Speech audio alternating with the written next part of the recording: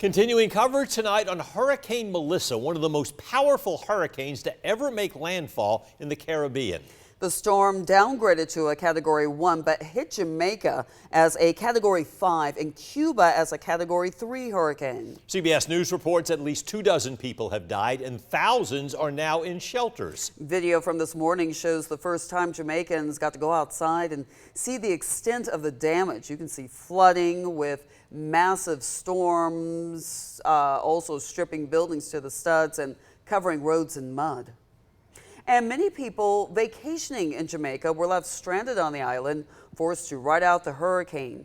On your screen, video from one tourist shows significant damage at Hotel Catalonia in Montego Bay. Montego Bay is home to several major resorts, including Hotel Rio, where a Central Georgia family was actually celebrating a birthday.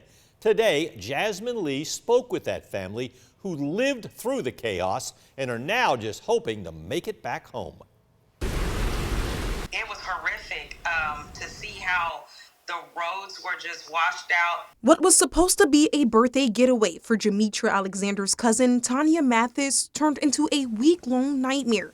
Alexander, along with Tanya and her sister Lena, are stranded in Jamaica after Hurricane Melissa slammed into the island. The mud everywhere, the beach was unrecognizable, the tops off of the trees, the pieces that were blown out. Their trip, which started last Wednesday, quickly turned from fun to survival. Flights were canceled, rooms flooded, and power went out for days, leaving the women dependent on each other and hotel staff to stay safe. It's been a lot of tears, a lot of prayers. But for the family in Warner Robins, each day brings worry and stress. Calls and messages bring moments of relief, but every day comes with tears, frustration, and a constant fear of the unknown.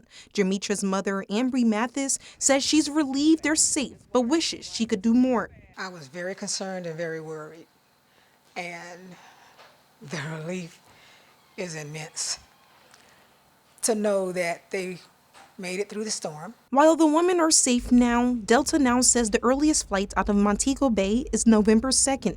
The hotel's disaster rates, which helped lower the cost of their extended stay, but that ends Friday. For Demetra and her cousins, the wait is a daily reminder of what they survived and the uncertainty still ahead. Being here, we felt like they really could have gotten us out of here, but I mean, we don't know what was happening, behind the scenes. Until that flight takes off, they remain stranded. Reporting in Warner Robins, Jasmine Lee, 13 WMAZ News.